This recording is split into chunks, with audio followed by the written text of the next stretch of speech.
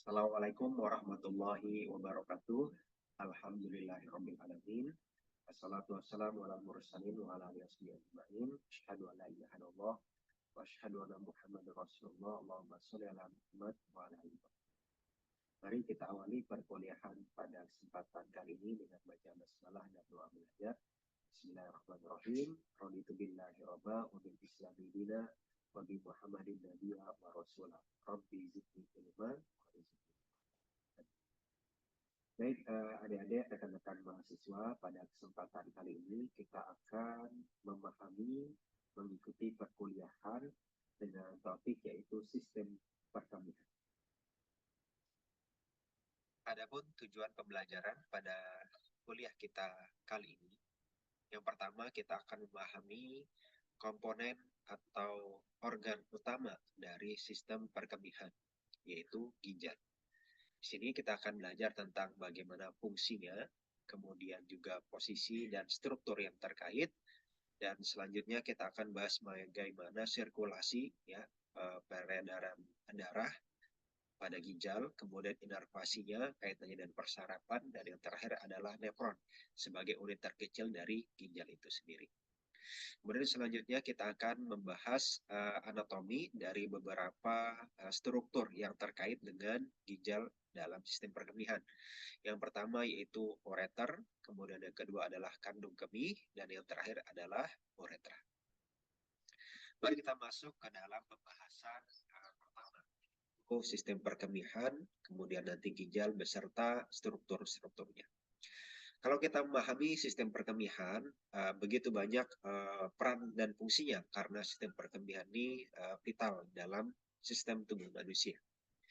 Yang pertama, tugas dari sistem perkembangan adalah menyaring plasma darah, kemudian memisahkan dari bagian-bagian yang masih berguna dan mengembalikan sisanya ke aliran darah. Kemudian yang kedua yaitu mengatur osmolaritas, ya, cairan tubuh dengan mengendalikan jumlah air dan zat yang terlarut di dalamnya. Kemudian yang ketiga, mengatur volume dan tekanan darah, ya, dengan menghilangkan atau justru kemudian menghemat air sesuai dengan kebutuhan tubuh. Selain itu, seperti yang disampaikan di bahwa sistem perkembangan ini membantu mengontrol tekanan darah dengan memberikan ataupun mengatur sistem hormon yang berkaitan dengan tekanan darah. Kemudian selanjutnya mengeluarkan hormon eritropoietin, di mana hormon ini yang merangsang produksi sel darah merah. Nah, karena itu sistem perkembangan dalam konteks ini membantu mengatur kemampuan darah membawa oksigen. Kemudian selanjutnya bekerja sama dengan paru-paru untuk mengatur karbon dioksida dan asam dasar cairan tubuh untuk menjaga keseimbangannya. Dan yang terakhir bahkan ya sistem perkembangan ini juga berperan pada saat kelaparan, yaitu mengubah asam amino menjadi glukosa. Kemudian kita melihat struktur yang terkait dengan ginjal ya sebagai komponen utama dalam sistem perkembangan. Kalau kita lihat sistem perkembangan itu terdiri dari 6 organ ya secara jumlah, tapi secara komponen sebenarnya hanya 4 ya. Karena apa? Karena ada 2 ginjal, kemudian 2 ureter, kemudian ada kandung kemih, dan yang terakhir adalah uretra. Mohon maaf. Jadi ada 4 komponen, 2 diantaranya memiliki 2 bagian. Ya. Kemudian kita masuk ke ginjal. Ginjal sendiri terletak pada dinding posterior abdomen, ya setinggi tulang belakang, jadi dari torakal 12 sampai ke lumbal 3. Ya. Dan ini yang menarik, ginjal kanan sedikit lebih rendah dari kiri karena ruang yang ditempati oleh hati, ya. Ada hati di atas ginjal kanan. Nah, seperti ini gambarnya kalau kita lihat secara anterior dari depan, kemudian posterior dari bagian belakang. Kita lihat dimulai dari bagian atas adalah diafragma gitu ya, yang membatasi bagian dada, kemudian dengan bagian perut. Kemudian kita lihat batasnya tadi disampaikan ya, dimulai dari tulang belakang ya. bagaimana tulang belakang menjadi batasnya, kemudian sampai ke bagian lumbal tadi ya. Kita lihat di sini komponennya ada ginjal itu sendiri ya, kemudian ada di atasnya adalah kelenjar adrenal, kemudian kita lihat ada arteri dan vena, yaitu arteri ginjal dan vena ginjal, dan kita lihat komponen yang kita bahas tadi adalah ginjal. Dan bisa kita perhatikan juga di sini bahwa ginjal bagian kanan agak turun ya, karena di atas ginjal kanan ini ada organ hati ya. Kemudian kita lihat di bagian bawah ada aorta, kemudian juga ada vena cava inferior. Nah, setelah ginjal tadi ada dua bagian, kita lihat ada seperti tabung ya, tabung kecil yang kemudian disebut dengan ureter ya. Kemudian ada bagian kiri dan kanan sesuai dengan ginjal. Kemudian ada kandung kemih ya, yang seperti bulatan ini, kemudian berujung pada uretra. Dan tentu kalau kita lihat dari anatomi ini, baik dari anterior posteriornya ini pada jenis kelamin laki-laki. Oh, mohon maaf, jenis kelamin perempuan ya, karena uretranya kecil. Ya, oke. Baik, mohon maaf, kita lanjutkan ya. Jadi saya perjelas tadi bahwa ada dua bagian ginjal, dua bagian ureter, kemudian satu kandung kemih, dan yang terakhir adalah uretra. Dan ini adalah uretra pada jenis kelamin perempuan, karena kemudian ukuran atau panjang dari uretra ini kecil gitu ya, tidak sepanjang pada laki-laki. Mohon maaf. Kemudian kita lanjutkan untuk bagian posterior. Kalau kita lihat bagaimana susunannya ya. Di sini kita lihat bagaimana komponen ya dari sistem perkemihan ketika dibelah begitu ya. Untuk melihat gambaran ya, di sini kita lihat arteri dan vena dari ginjal, kemudian ada hilum, kemudian ada ginjal itu sendiri, dan juga ada kapsul maupun juga otot lumbar ya. Maaf. Ya, kita lanjutkan ke bagian kedua, bagian selanjutnya itu sirkulasi. Kalau kita lihat bahwa sirkulasi di dalam sistem perkemihan tentu dipegang perannya oleh ginjal ya. Jadi meskipun ginjal ini hanya menyumbang 0,4% dari berat badan, tapi ia dapat menerima sekitar 21% ya dari curah jantung. Itu tentu komponen darah. Nah, hal ini menunjukkan betapa pentingnya ginjal dalam mengatur volume darah maksudnya, dan juga komposisinya. Kemudian setiap ginjal disuplai oleh arteri ginjal yang berawal dari aorta. Ya, jadi aorta ini pembuluh darah terbesar, kemudian membawa darah tadi sampai ke arteri ginjal. Kemudian tepat sebelum atau sudah masuk ke hilum, ya nanti kita tunjukkan hilum, ada arteri renalis yang bercabang menjadi beberapa arteri segmental dan masing-masing menimbulkan beberapa interlobar arteri. Jadi semakin menyempit semakin mengecil. Kemudian kita lihat dari dua gambar ini, baik A dan B, ya, bagaimana gambaran aslinya di bagian A. Kemudian pembuluh darah yang berperan dalam sirkulasi di bagian ginjal, ya. Nah, kalau kita lihat bagian ginjal, ya, semula dari atas ada yang disebut dengan kapsula, dan juga yang kedua adalah bagian korteks, ya. Kita lihat di sini bagiannya. Kemudian ada disebut dengan medula renalis ya. Jadi kapsula, korteks, kemudian ada bagian medula. Di bagian bawah ada papila, dan bagian yang kita lihat di sini semakin menuju bagian ureter ada renal papila dan juga renal sinus ya. Dan di sini ada jaringan adiposanya. Kita lihat di sini ada renal pelvis juga dan kaliks ya. Kaliks bagi dua, ada jadi kaliks minor dan mayor. Kemudian ada kolom dari ginjal ya. Kita lihat ya bagian yang lebih terang ya, di samping bagian yang gelap. Kemudian berakhir pada bagian ureter ya, sebagai tempat keluarnya urin dari ginjal. Dan kita lihat juga bahwa bagaimana pembuluh darah ya yang ada di ginjal itu sendiri. Ya, kita lihat di sini kalau diberikan pewarnaan bagaimana pembuluh darah baik arteri dan vena yang berperan dalam sirkulasi di dalam ginjal. Nah, kalau kita lihat lebih mendetail lagi ya di bagian A di gambar ini ya bagaimana medula renalis, kemudian ada korteks ya di dua bagian ini dialiri ya ada dialiri darah yang melalui vena maupun arteri. Kemudian kita lihat di sini bagaimana yang tadi saya sampaikan di bagian yang paling kecil ada arteri dan vena interlobular, kemudian interlobar ya bagian yang lebih besarnya dan juga ada segmental tadi ya. Jadi aorta, segmental, interlobular sama interlobular. Kemudian kita lihat di sini kalau kita berbicara tentang sirkulasi mulai dari jantung ya. Jadi tadi jantung memompa darah ke aorta, kemudian sampai ke arteri renalis, segmental, interlobular, sampai arteriosa, kemudian interlobular lagi sampai masuk ke arteriol afferent. Kemudian masuklah ke glomerulus ya sampai ke arteriol efferent. Nah di arteriol efferent dibagi dua ya alirannya ke peritubular dan juga ke pasa rekta. Nah dari dua aliran inilah ada yang masuk ke vena interlobular dan juga vena arcuata yang berujung pada inferior vena cava kemudian masuk lagi kembali ke jantung. Inilah kemudian sirkulasi dalam sistem pernapasan.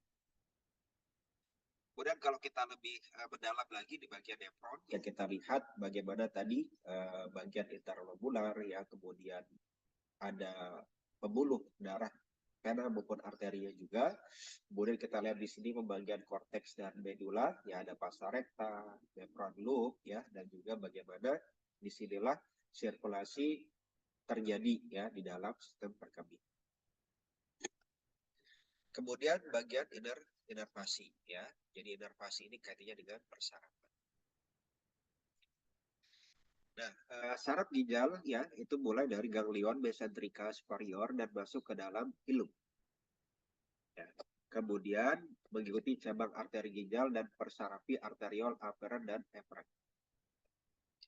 Nah, saraf ini sebagian besar terdiri dari serat simpatik yang mengatur aliran darah masuk dan keluar dari setiap glomerulus dan dengan demikian mengontrol laju filtrasi dan pembentukan urin. Nah, yang menarik jika tekanan darah turun, maka saraf juga merangsang nefron untuk mengeluarkan renin. Nah, renin ini hormon yang mengatur tekanan darah. Jadi ada istilah dalam sistem hormon kaitannya dengan ginjal adalah renin, angiotensin, aldosteron. Ya, sistem. Ya, RAAS. Dan enzim yang mengaktifkan mekanisme hormonal untuk memulihkan tekanan darah. Nah, ini bagaimana proses keterlibatan inervasi saraf kemudian menstimulasi adanya aktivasi dari hormon maupun enzim untuk bisa mengendalikan atau menjadikan tekanan darah yang tadinya turun menjadi normal. Nah, di sini bisa kita lihat bagaimana gambaran besar ya. Kita lihat dari ginjal, kemudian potongan ginjal, kita lihat bagian nefronnya. Ya, bagian nefron, kemudian kita bisa lihat juga bagaimana dari arteriol efferent, kemudian arteriol afferent masuk ke dalam korpus ginjal. Dan di dalam korpus ginjal ada kapsula glomerular dan juga glomerulus, ada proses penyaringan sampai kemudian dibawa ke ductus ya dan tubulus convolutus proximal terlebih dahulu sampai kemudian nanti ke ductus collectivus. Nah, di sini kita lihat bagaimana aliran darah dan juga aliran cairan gitu ya dari nefron. Yang disinilah kemudian ada penyaringan, kemudian mengeluarkan zat-zat yang sudah tidak berguna dan yang masih berguna dikembalikan kembali ke aliran darah. Kemudian kita masuk ke bagian atau unit terkecil dari ginjal. Ya. Nah, apa unit terkecil dari ginjal kita sebut dengan nefron. Nefron sendiri terdiri dari dua bagian utama yaitu korpus ginjal ya yang menyaring plasma darah dan tubulus ginjal yang panjang yang mengubah filtrat menjadi urin. Nah, ini yang penting teman-teman ingat ya. korpus ginjal menyaring plasma darah, tubulusnya yang ini akan memfiltrat atau memfilter atau menyaring juga ya untuk menjadi urin. Nah, kemudian korpus ginjal ini terdiri dari glomerular dan ada penutupnya yang kita sebut dengan kapsula Bowman.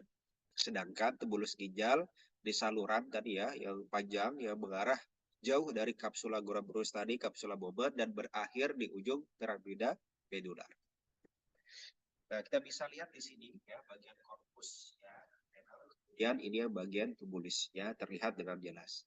Nah, dari gambar ini kita akan belajar bagaimana tahap dasar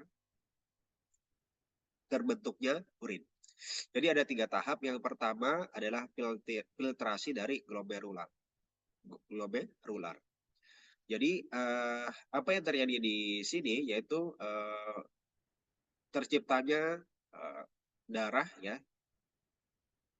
yang kemudian hasil dari filtrasi ya.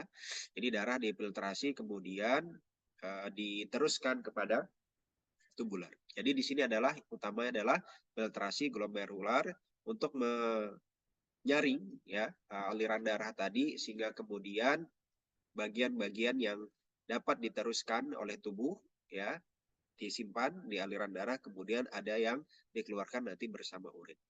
Kemudian yang kedua adalah reabsorpsi tubular ya, ini sudah masuk ke tubulus ya. Kalau tadi korpus, sekarang tubulus. Jadi memindahkan kembali ya bagian-bagian yang hasil tadi dari filtrasi di atasnya untuk kembali ke darah, dan ada sekresi tubular juga ya, buang ya zat-zat sisa ya hasil metabolisme dari darah dan memasukkannya ke dalam filtrasi.